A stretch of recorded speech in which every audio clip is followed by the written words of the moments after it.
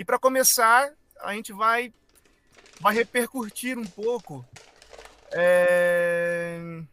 desse tema que tem sido tão corriqueiro nos dias atuais, né?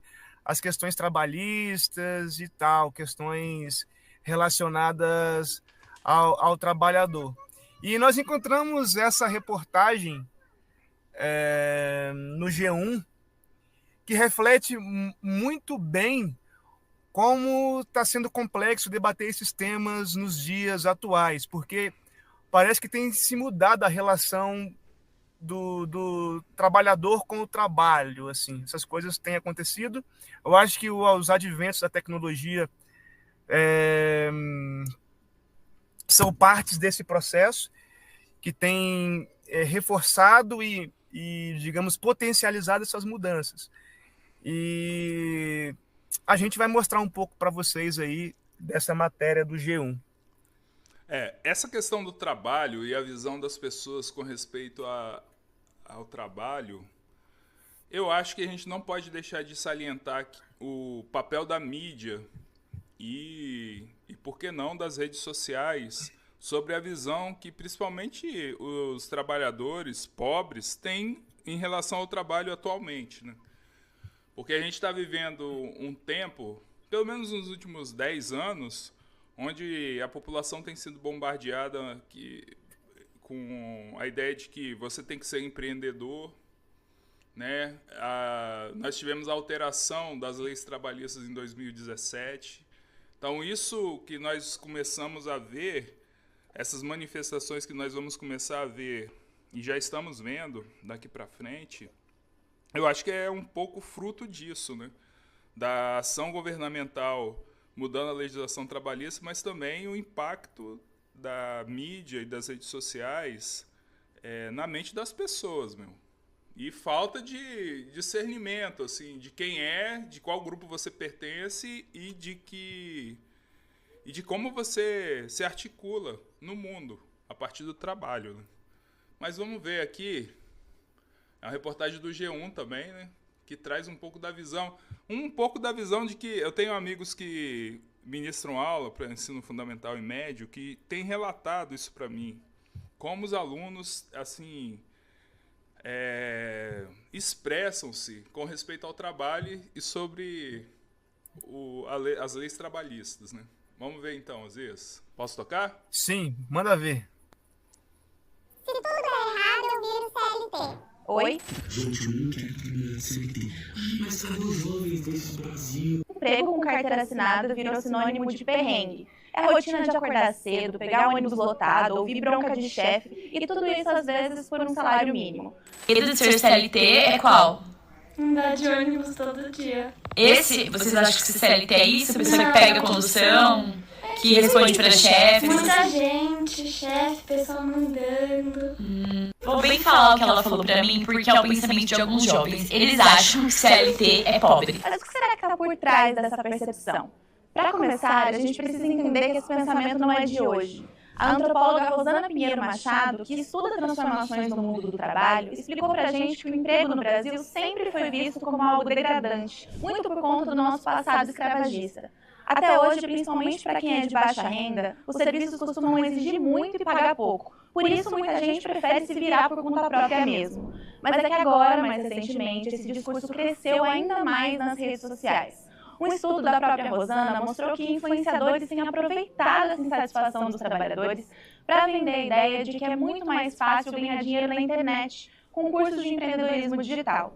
O problema é que nem sempre isso dá certo, né? Essa mesma pesquisa monitorou milhares de contas de pessoas que investiram ativamente para crescer no Instagram e descobriu que a grande maioria delas não conseguiu sair do lugar. Outro risco dessa campanha contra a CLT é desgastar a imagem de uma lei que, na verdade, foi o que garantiu uma série de direitos para os trabalhadores lá atrás. O historiador Paulo Fontes, da UFRJ, disse na reportagem que é totalmente legítimo que as pessoas queiram mais autonomia, melhores condições de emprego, mas que essa precarização do trabalho não é culpa da CLT.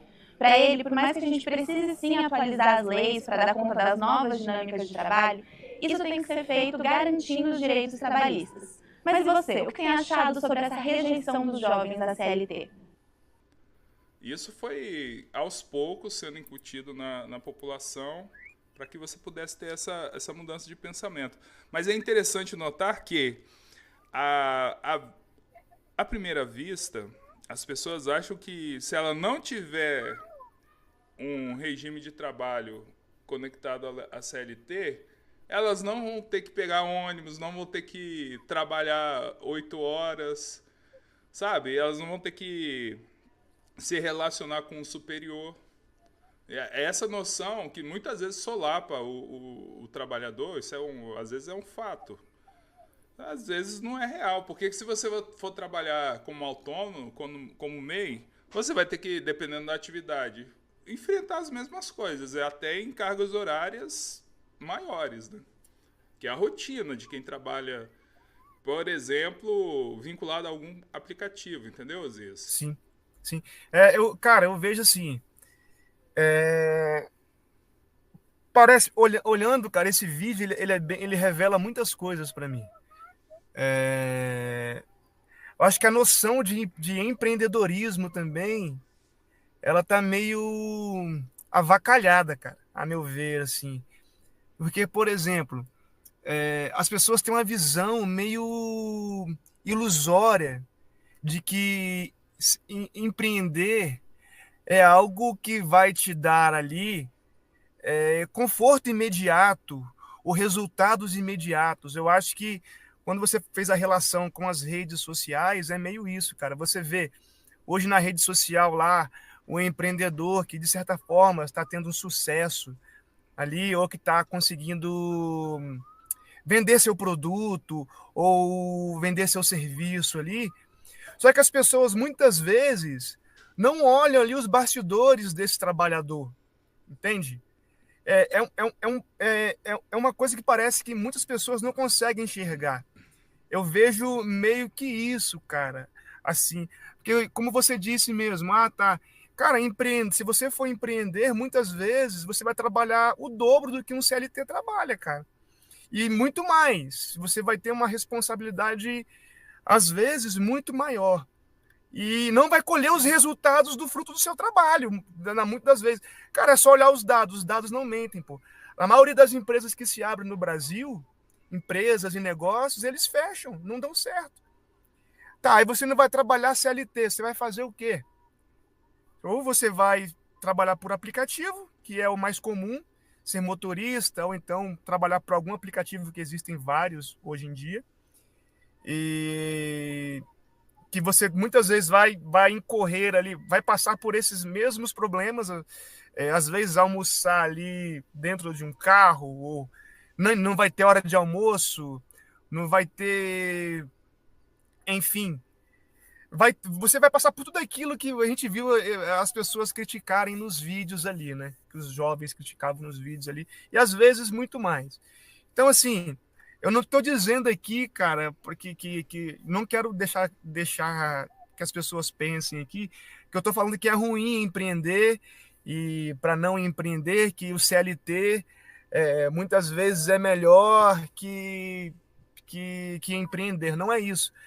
Mas é um equilíbrio. Eu acho que é preciso analisar ali a realidade, cara, material de cada um, pô. Eu acho que é isso. Assim, é importante notar que as pessoas às vezes não vão ter essa noção, né? Então, ou talvez não se preocupem em raciocinar a respeito disso. Porque, por exemplo, eu faço isso todas as vezes que eu pego um Uber, eu converso com o motorista, eu faço sempre as seguintes questões. Quanto tempo você trabalha por dia, em média? Cara, quase nenhum fala 8 horas. Alguns falam assim, eu já sou aposentado, eu trabalho todo dia 4 horas de segunda a sexta. Isso aqui é um complemento, que eu acho que é assim, mais ou menos o caráter que a atividade do Uber trazia lá no início, né, da operação da empresa, que era uma coisa assim, eu trabalho numa cidade, vou fazer o Uber para compensar ali o custo do combustível e tal. Não era... Só que é o seguinte, cara, aqui a gente tem uma grande parcela da população que saiu da prestação de serviço de cargos subalternos para poder fazer a renda principal no Uber, né? Ou nos similares aí, Cabify, 99 e tal. Assim, a gente tem que ter essa noção, né? Que muitos não... Quando fala assim... outro dia um motorista falou, eu não acho que meu trabalho é precarizado. Aí eu perguntei a ele, qual o seu período de férias? Qual o seu intervalo de férias a cada 12 meses? Eu não tenho férias. Eu falei, pô, pera lá. Aí eu perguntei a ele assim, você trabalha quantas horas por dia? Eu trabalho em média 12 horas por dia. Aí eu perguntei a ele, mas vem cá, depois da 8ª hora, você ganha um valor, um acréscimo da hora? Não, depende daqui do meu... E ele usou um termo interessante, depende do meu esforço. Entendeu? E assim, já é aquela ideia de meritocracia, né? Então é o seguinte, cara, independente do esforço dele, ele vai ganhar quase a mesma coisa na hora média de trabalho. Esse é o ponto, porque às vezes ele está trabalhando no dinâmico, às vezes não. Mas o que eu quero dizer é o seguinte, a noção de precarização está aí. Você perdeu vários direitos. Se você, por exemplo, você não vai ter seguridade social. Até que eles são MEI, eles conseguem ter alguma, né? Mas, enfim, tem outros fatores, né, que estão envolvidos nesse tipo de trabalho que desguarnecem aí o trabalhador, né? Enfim, a gente está citando um exemplo, né? Mas tem aí os prestadores de serviço do iFood, Uber e 99, né? Enfim. Eu acho importante ressaltar, Johnny, que a gente tende a focar... Eu acho que o termo uberização trouxe a ideia de que o trabalhador de aplicativo é sempre essas pessoas que trabalham com fast food, ou então que trabalha ali transportando passageiros, mas vai além disso, cara. Por exemplo... Não. Serviço... Uberização do trabalho se refere a você prestar um serviço nos moldes que as plataformas operam, não só o Uber. Sim, é justamente isso. Sim, mas é isso que eu quero dizer, porque muitas vezes o cara pode falar bem assim, tá, cara, mas eu trabalho aqui com programação, ou então eu faço tradução do português para o inglês, ou vice-versa. Mas esses trabalhos, todos já entram ali, já tem já um aplicativo que faz a mediação desse trabalhador com o serviço, diretamente com o usuário, com o cliente. Então, assim, para a gente perceber como está complexo essa relação trabalhador e trabalho. Porque, por exemplo, eu acho que isso nunca vai retroceder mais, cara. Pois a pessoa tem a possibilidade de usar um aplicativo ali e tem uma pessoa que está precisando trabalhar, isso vai existir, cara. Mas é aí que eu vejo, para mim, a importância de uma lei como a CLT, porque ela cria parâmetros, cara. E esses parâmetros que são importantes. Não, então, entendeu? Assim, a gente não pode deixar de salientar que discussões e alterações nesse mundo sem lei têm ocorrido. Você vê que algumas cidades na Europa têm obrigado a Uber a, digamos assim, oferecer para os seus colaboradores os mesmos direitos trabalhistas de quem tem um contrato padrão, né? Há discussões aqui no Brasil também a respeito disso. Há cidades que proíbem o Uber de operar, entendeu?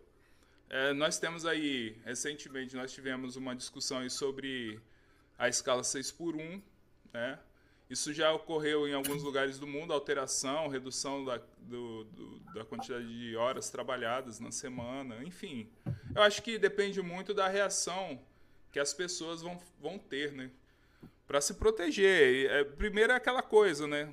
Ter um chá de realidade, ver em qual grupo você está. Eu sempre falo isso, cara, com os meus amigos nas discussões mais complexas que eu posso ter, né? As mais simples. É importante você se reconhecer dentro de um grupo, cara. Se você é aquele que está se beneficiando da exploração excessiva da hiperexploração do trabalho ou você está simplesmente sendo explorado. É simples assim.